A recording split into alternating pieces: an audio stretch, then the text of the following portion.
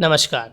आज के हमारे इस वीडियो में हम सीखेंगे कि किस तरीके से आपको आपका ब्लॉग पोस्ट बनाना चाहिए, किस तरीके से आप आपकी ब्लॉग की स्टोरी लिखते हैं और ऐसी क्या चीज़ें हैं जो आपको मद्देनज़र रखकर आपका ब्लॉग लिखना है और ब्लॉग पे लिटरली कुछ चीज़ें हैं जो आप कभी भी मिस आउट नहीं कर सकते हैं।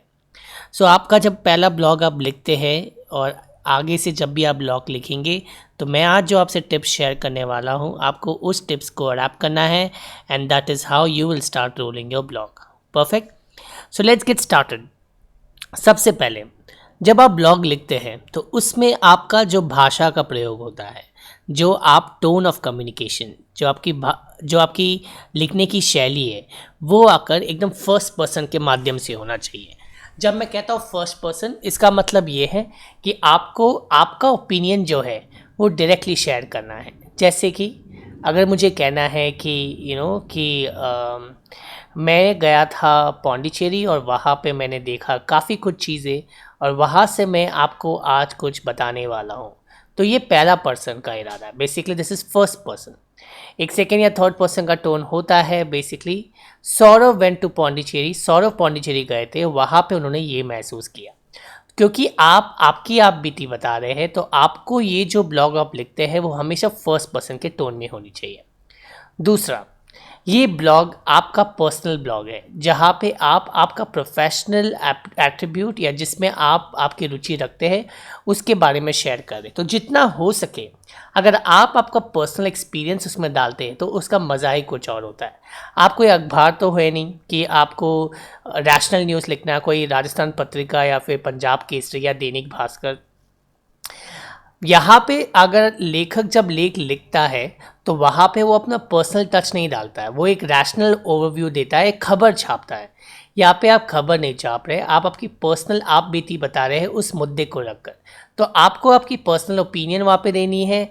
आपका टोन ऑफ कम्युनिकेशन एक कहानी के बतौर होना है। जिस तरीके से आप कहानी बोलते हैं, जिस तरीके से आप बच्चों को कुछ समझाते हैं, तो एक स्टोरी टेलिंग होता है। जैसे अगर मुझे कहना है आपसे कि ब्लॉगिंग को करने के कई सारे तरीके हैं और उनमें से कुछ तरीके हैं ये पांचों तरीकों को मैंने अडाप्ट किया है पहले मेरे लाइफ में और मैंने इससे काफ़ी उन्नति पाई है। इसमें से जो सबसे पहला तरीका जो है ये मैंने 1940 ब्ला ब्ला ब्ला, इसमें जो सबसे पहला जो तरीका है वो मैंने 216 में पहली बार इस्तेमाल किया था इस ब्लॉग के लिए। तो ये जो मैं आपसे अभी कह रहा था ना, ये एक तरीका है जिससे मैं आपको मेरी पर्सनल आप बीती बता रहा हूँ ब्लॉगिंग की इंडस्ट्री को रख के। सो एक स्टोरी हो गई है वो, राइट।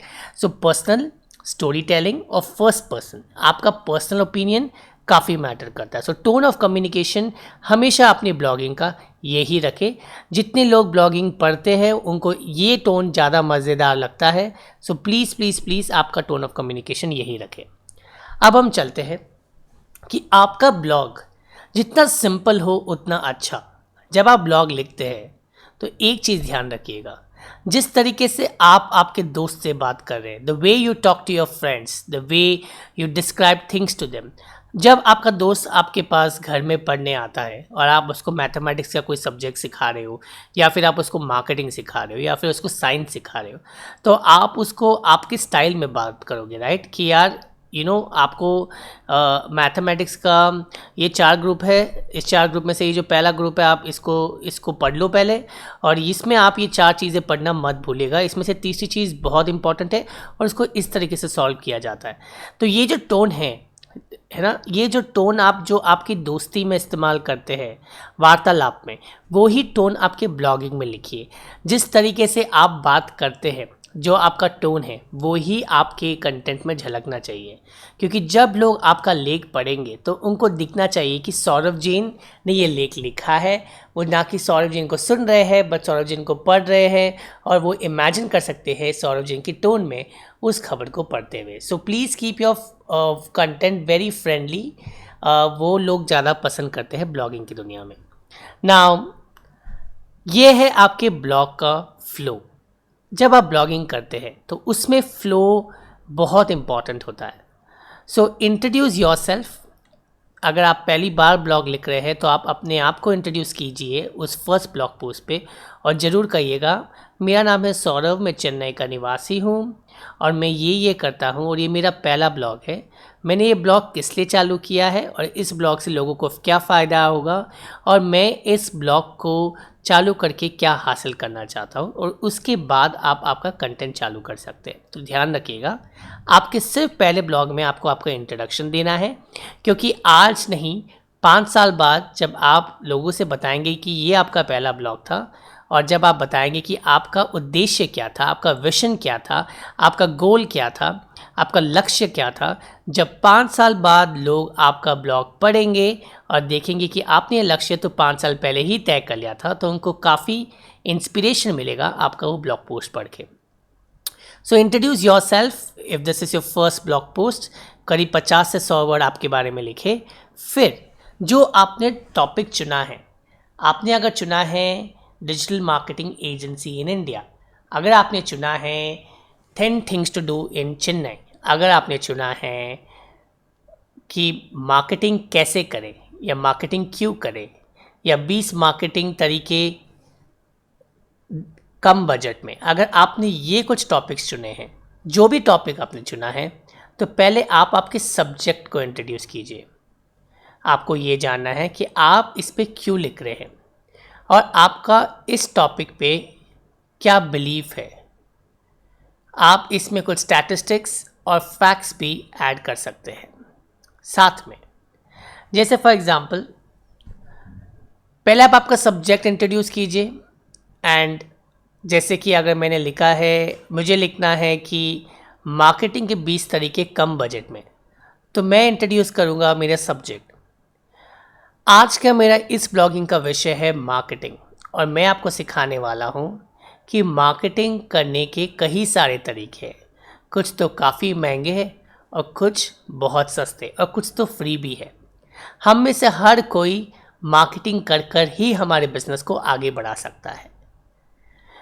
अगर आप देखेंगे, इंडिया में करीब 80% बिजनेसमैन ऐसे हैं जो पैसा कमाना जानते हैं बट मार्केटिंग पर पैसा खर्च करना नहीं जानते। मार्केटिंग पर पैसे करने से वो कतराते हैं, और आश्चर्यचकित बात यह है कि मार्केटिंग पे खर्चा करने से कतराना क्यों? क्योंकि मार्केटिंग तो आपके बिज़नेस का तेल है, और जब तक आप आपके बिज़नेस में तेल डालेंगे नहीं तो बिज़नेस आगे बढ़ेगा नहीं, राइट? तो मैं आज इस ब्लॉग में आपको सिखाऊंगा कि किस तरीके से आप मार्केटिंग करेंगे, वो भी कम बजट में, ताकि आप इमीडिएटली एक अच्छे मार्केटर बन जाए, right? So this should be the flow of your blog post. अब जब आपने इंट्रोडक्शन लिखा, ये जो इंट्रोडक्शन है, और आपने कह दिया कि मैं अब आपको बताऊंगा 20 तरीके, तो अब आपको 20 तरीके के पहला एक स्ट्रक्चर बनाना है कि वो 20 तरीके कौन से हैं। जैसे कि अगर आपके पास एडवर्टाइजमेंट का बजट्स नहीं है न्यूज़पेपर में एडवर्टाइजमेंट डालने के लिए, तो क्यों ना आप आपके कस्टमर्स को फ़ोन करें। तो पहला होगा कस्टमर्स को फ़ोन करें, SMS करें, सोशल मीडिया मार्केटिंग करें, व्हाट्सएप करें, etcetera etcetera. So basically sub section लिखिए और फिर सब सेक्शन को एक्सप्लेन कीजिए, उसका उदाहरण दीजिए, और फिर अंत में कंक्लूशन, समाप्ति, जो लास्ट वर्ड्स होते हैं उसका इस्तेमाल करना है, और कॉल टू एक्शन देना है। कॉल टू एक्शन का मतलब है आप उनको कुछ करने के लिए आप उनको इंस्पायर करते हैं और कहते हैं कि आप मेरे ब्लॉग पे कमेंट कीजिए या ये ब्लॉग शेयर कीजिए, तो आप उनसे रिक्वेस्ट करते हैं।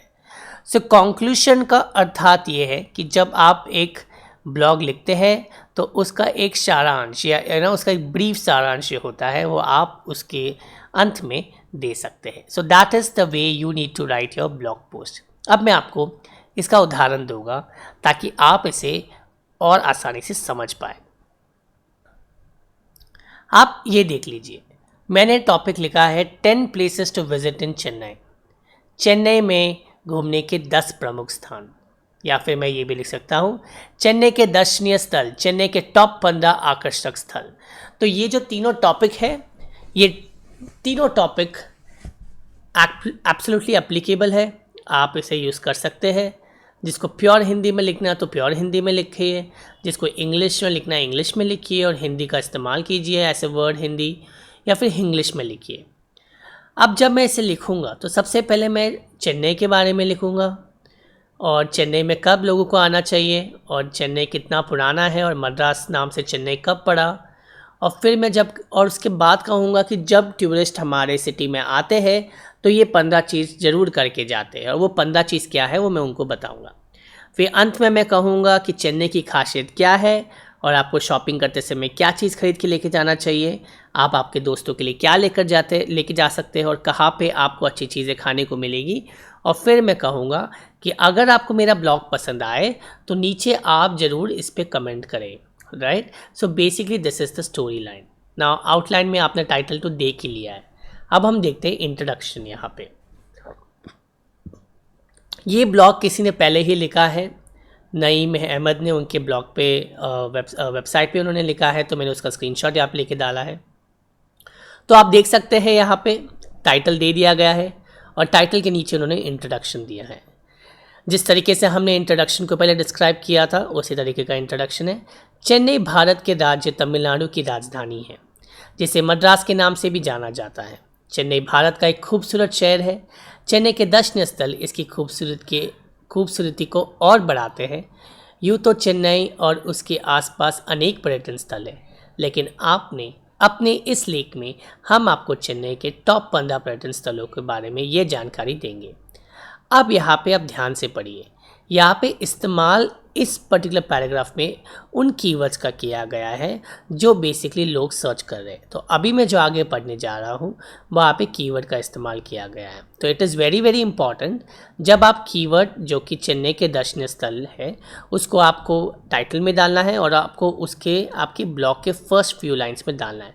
आप देख सकते हैं यहाँ पे, यदि चेन्नई के दर्शनीय स्थल, ये वही कीवर्ड है जो कि टाइटल पे है।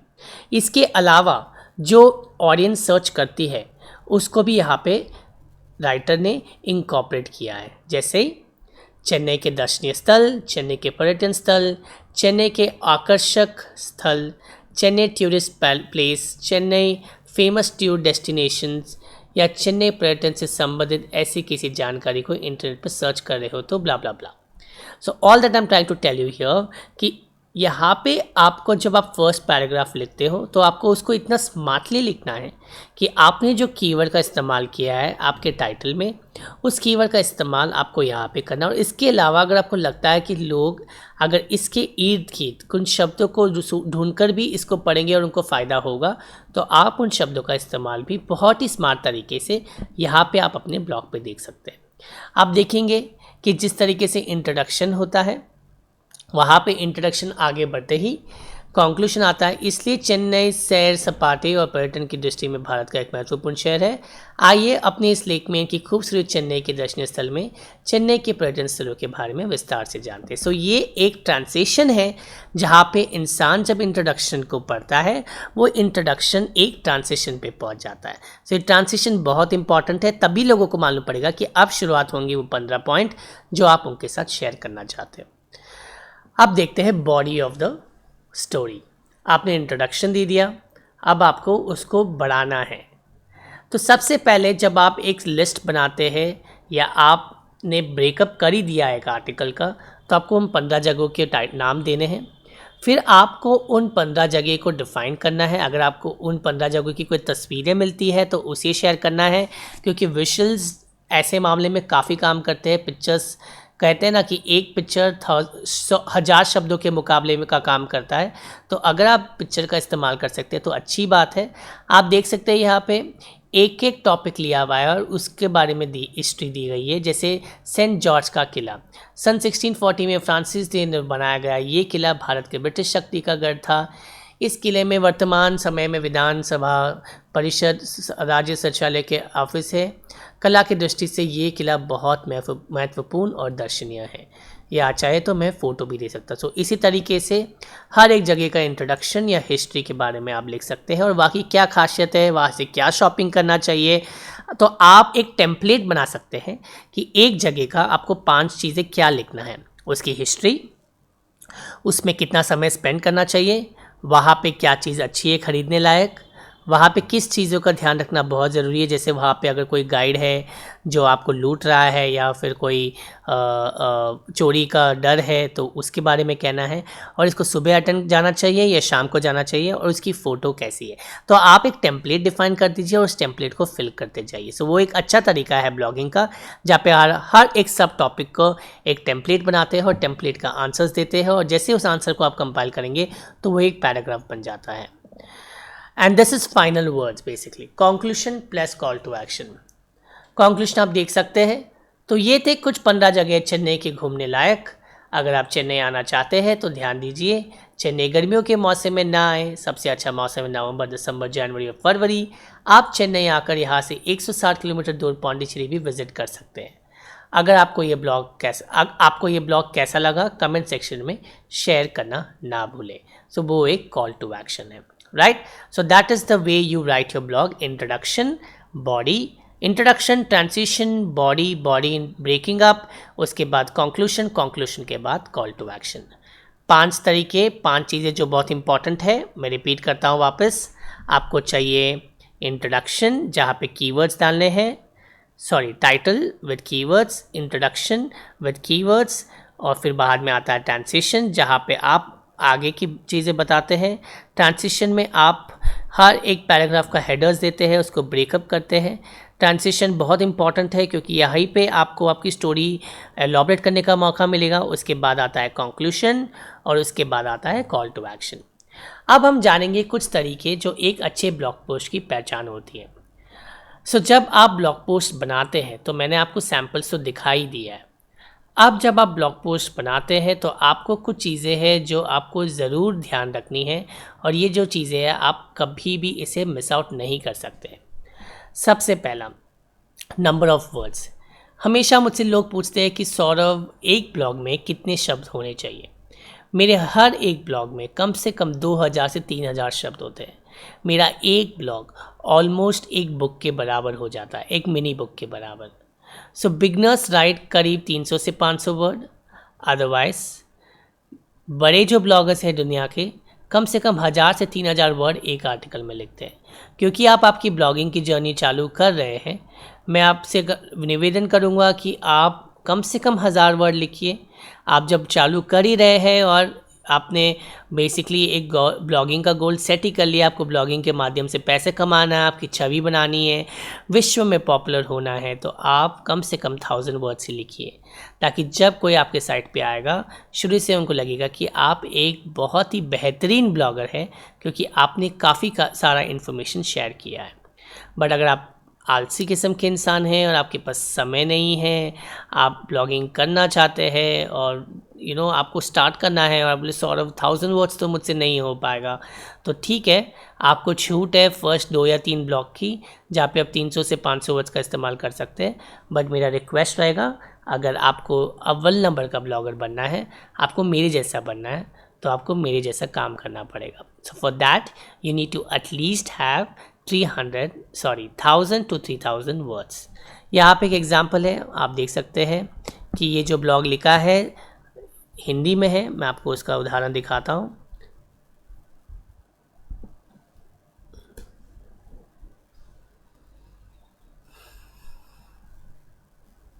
आप देख सकते हैं यहाँ पे कि ये जो ब्लॉगिंग की शुरुआत कैसे करें। ये जो ब्लॉग है ये चालू होता है यहाँ से और फिर ब्रेकअप होता है, इंट्रोडक्शन, ब्रेकिंग अप, पॉइंटर्स, और फिर ये जाता है कम से कम, आप देखेंगे ये जा रहा है और ख़त्म भी नहीं हो रहा है। It is going on and it is almost about 1000 words, more than 1000 words, right.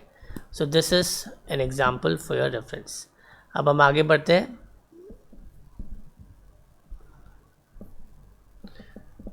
जो दूसरा चीज़ बहुत इम्पॉर्टेंट है वो है कीवर्ड्स।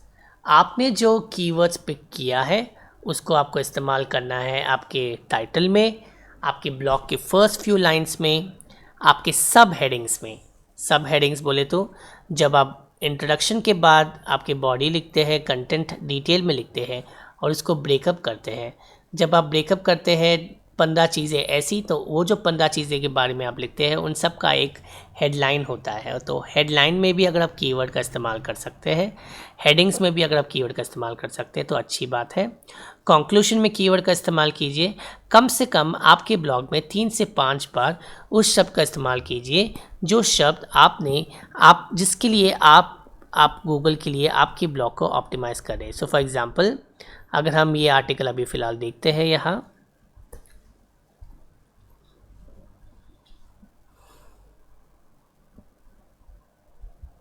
ओ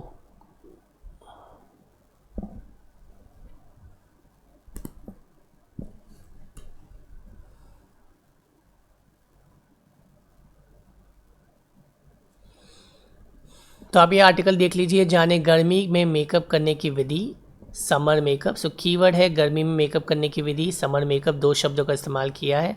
तो आप देख सकते हैं गर्मी के मौसम में खूबसूरत दिखना और गर्मी में मेकअप, यहाँ पे कीवर्ड का इस्तेमाल किया है। गर्मी में मेकअप यहाँ पे कीवर्ड का इस्तेमाल किया है और फिर गर्मी में मेकअप यहाँ पे इस्तेमाल किया है। फिर आप जब आगे जाओगे तो यहाँ पे सब टाइटल्स जो दिया है, सब हेडिंग्स जो है यहाँ पर भी उन्होंने इस्तेमाल किया है। यहाँ पे भी how to do makeup in summer, ये भी एक कीवर्ड है। फिर जब यहाँ पे इंट्रोडक्शन तो गर्मी में मेकअप, यहाँ पे भी तो आप देख सकते हैं फिर आया गर्मी में makeup. So you can see at every stage of this article आपको दिखेगा गर्मी में मेकअप का इस्तेमाल अंत तक उन्होंने काफ़ी बार किया है। सो ये तरीका है जहाँ पे आप स्मार्टली आपके कीवर्ड्स को आपके साइट पे डालते हैं। तीसरा इम्पॉर्टेंट थिंग है इमेजेस।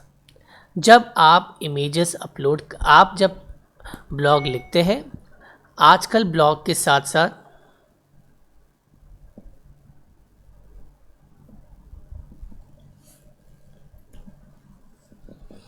जब आप ब्लॉग लिखते हैं, आप देख सकते हैं यहाँ पे, अगर आप ब्लॉग के साथ साथ इमेजेस का इस्तेमाल करते हैं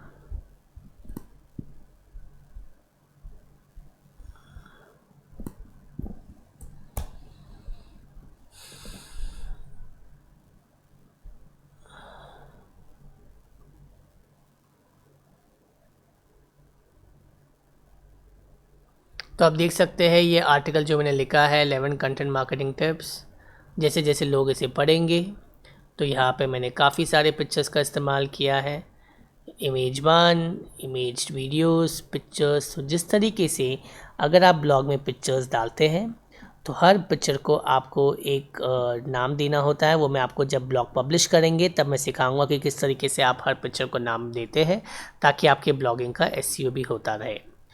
ये ध्यान रखिएगा दोस्तों, जब आपके ब्लॉग लिखते हैं और पिक्चर्स का इस्तेमाल करते हैं तो ब्लॉग काफ़ी सक्सेसफुल होता है क्योंकि लोगों को विजुअल्स बहुत पसंद है। मैंने ऐसे विजुअल्स, पिक्चर्स, तो आप जब अगर एक आर्टिकल लिखते हैं और जब चेन्नई की 15 जगह के बारे में लिख रहे हैं तो उस 15 चीज़ों की जगह की फ़ोटोज़ डालिए।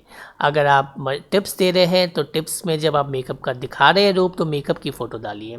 सिर्फ कंटेंट तक ही सीमित ना रखिए और पिक्चर्स का इस्तेमाल ज़रूर कीजिए। चौथा इम्पॉर्टेंट टिप है, don't write in huge paragraphs. जब आप ब्लॉग लिख रहे हैं तो प्लीज़ ये ध्यान रखिएगा कि आप कोई बुक का सारांश नहीं लिख रहे हैं। जिस तरीके से हम बचपन में 10th स्टैंडर्ड में या 12th स्टैंडर्ड में सारांश लिखते थे और पैराग्राफ पे पैराग्राफ लिखते थे, लोगों को पैराग्राफ पढ़ना बिल्कुल भी पसंद नहीं है। तो आप ध्यान रखिए, आप जितना छोटा पैराग्राफ रखेंगे और उसका हेडिंग देंगे तो अच्छी बात है। अगर आप पैराग्राफ में नहीं लिख पा रहे हैं तो आपको वैसे छोटा पैराग्राफ में नहीं लिख पा रहे हैं तो आप बुलेट पॉइंट्स में लिख दीजिए। जैसे ये लिखा है, अब शुरू, ये ब्लॉगिंग एक आर्टिकल का एक हिस्सा है जहाँ पे लिखा है अब शुरू करते हैं कि ब्लॉगिंग कैसे करें, और इसमें दिया है ब्लॉगिंग बनाने के लिए कुछ स्टेप्स है, number 1, number 2, number 3, number 4, number 6। फिर आगे कहते हैं, आगे जैसे जैसे आर्टिकल बढ़ता है पॉइंटर्स वैसे वैसे बढ़ते हैं। तो बेसिकली ध्यान रखिए कि जब आप जितनी चीज़ें पॉइंटर्स में बताएंगे ये बुलेट पॉइंट्स में बताएंगे उतना आपके लिए फ़ायदेमंद होगा। तो इंट्रोडक्शन दीजिए, सब हेडिंग दीजिए, फिर बुलेट पॉइंट्स दीजिए, फिर सब हेडिंग दीजिए, फिर उसका इंट्रोडक्शन कीजिए, फिर बुलेट पॉइंट्स दीजिए। सो व्हाट हैपन्स, आपके ब्लॉग में पैराग्राफ्स भी होंगे, बुलेट पॉइंट्स भी होंगे, तो वो लोगों को पढ़ना काफ़ी आसान हो जाता है। सो जहाँ पे भी आपको मौका मिलता है आप ध्यान रखिए कि आप बुलेट पॉइंट्स का इस्तेमाल कर सकते हैं।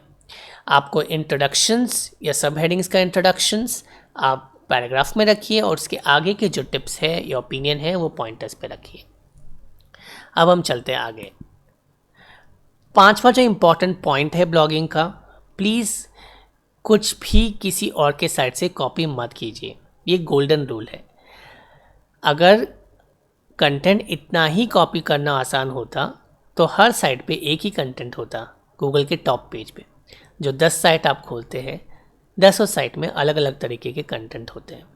गूगल के हिसाब से अगर आपने किसी की साइट से कॉपी पेस्ट कर लिया है तो आपको गूगल पेनाल्टी डाल देगा और आपकी वेबसाइट गूगल के टॉप पे कभी नहीं आएगी जब तक वो पेनाल्टी को आप सॉल्व नहीं कर पाओगे। So please do not copy.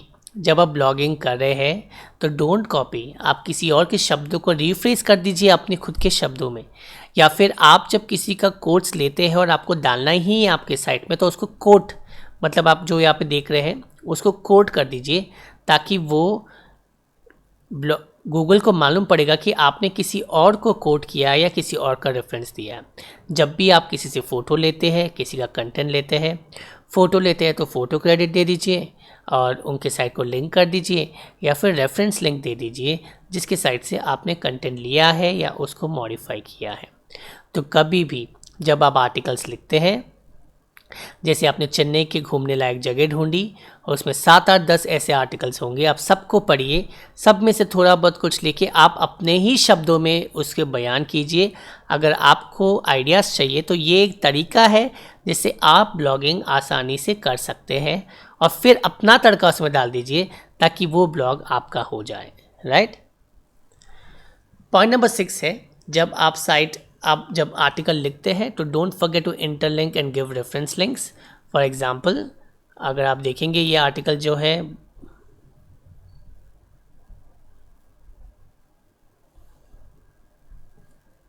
आप देख सकते हैं, ये जो आर्टिकल है इस आर्टिकल में जहाँ भी हो सकता है ऑथर ने रेफरेंसेस दिए हैं, रेफरेंस लिंक। जैसे अगर आप देखेंगे फीड बर्नर तो आप इसे क्लिक करेंगे तो आप सीधा फीड बर्नर वाले आर्टिकल पे जाएंगे। आप फीड बर्नर वाले आर्टिकल अगर पढ़ रहे हैं और यहाँ पे अगर अपने ब्लॉग के लिए फीड बर्नर पर अकाउंट कैसे बनाएं इस पर क्लिक करेंगे तो आप किसी और आर्टिकल पे जाएंगे। तो आपको इंटरलिंकिंग करना बहुत बहुत ज़रूरी है क्योंकि ये एसईओ का एक सबसे अच्छा तरीका है। वेबसाइट ब्लॉग की ट्रैफिक बढ़ाने के 50 बेस्ट तरीके इन हिंदी। तो जब आप इसे क्लिक करेंगे तो आप किसी और ब्लॉग पे जाएंगे। So this is very very very important आपकी ब्लॉगिंग की जर्नी में, जहाँ पे आप ये जो लिंकिंग है, इंटरलिंकिंग है, जहाँ पे आप एक पेज से दूसरे पेज पे इंटरलिंक करेंगे। जैसे अगर मैंने चेन्नई का आर्टिकल लिखा है तो मैं ये कहूँगा अगर आपको पौंडीचेरी भी जाना है चेन्नई आकर तो ये आर्टिकल 31 जगह पौंडीचेरी में घूमने लायक, इसे क्लिक करना ना भूलिएगा। Right. So you can basically add that particular one. So अभी हम आगे बढ़ेंगे। So very important to give interlinks and references. Point number 7 है, जब आप किसी के बारे में लिखते हैं या किसी और के विचार छापते हैं तो आप उनका रेफरेंस दे दीजिए, उनको एक लिंक दे दीजिए। जैसे आप देख सकते हैं नील पटेल का ब्लॉग है और उन्होंने किसी और के लाइंस लिए हैं। जैसे लिखा है Gary Illyes Google web master tool analyst said during his keynote at Brighton SEO.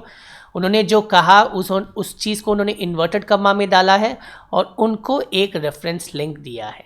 सो इस तरीके से उनको भी मालूम पड़ता है कि मुझे नील पटेल ने उसके ब्लॉग में छापा है, मेरे बारे में छापा है, और गूगल को भी ये मालूम पड़ता है कि आपने किसी और का कंटेंट आपके साइट पे डाला है बट आपने उसे कोट किया है। और फिर जब आपको अगर आपके पास कंटेंट आइडियाज़ नहीं है तो ये एक तरीका है जहाँ पे आप लोगों से इंटरव्यूज़ कर सकते हैं। आप उनको क्वेश्चन भेज दीजिए, वो आंसर टाइप करके भेजेंगे, आप उसे भी पब्लिश कर सकते हैं। बट ये आप महीने में 1 या 2 बार करिए, उससे ज़्यादा मत करिएगा क्योंकि फिर लोग आपके ब्लॉगिंग को एंजॉय नहीं कर पाएंगे। सो इस ब्लॉग के बाद आपको आपका ब्लॉग पोस्ट बनाना है। आप वो 5 चीज़ें करना ना भूलिएगा। इंट्रोडक्शन, कीवर्ड का इस्तेमाल इंट्रोडक्शन में, फिर आपको ट्रांसिशन करना है, फिर आपको आर्टिकल को ब्रेकअप करके सब हेडिंग्स देना है और उसको समझाना है। सब हेडिंग्स का एक टेम्पलेट बना दीजिए, उसे फिल करना ज़रूर मत भूलिएगा। फिर कंक्लूशन कीजिए और कंक्लूशन के बाद आपको करना है call to action. So those are few things that you need to do. I will wait for your blog link to be shared. हमारे ग्रुप जो है हिंदी डिजिटल मार्केटिंग वाला ग्रुप, वहाँ पे शेयर करना मत भूलिएगा। मैं डेफिनेटली उसे चेकआउट करूँगा। Thank you so much.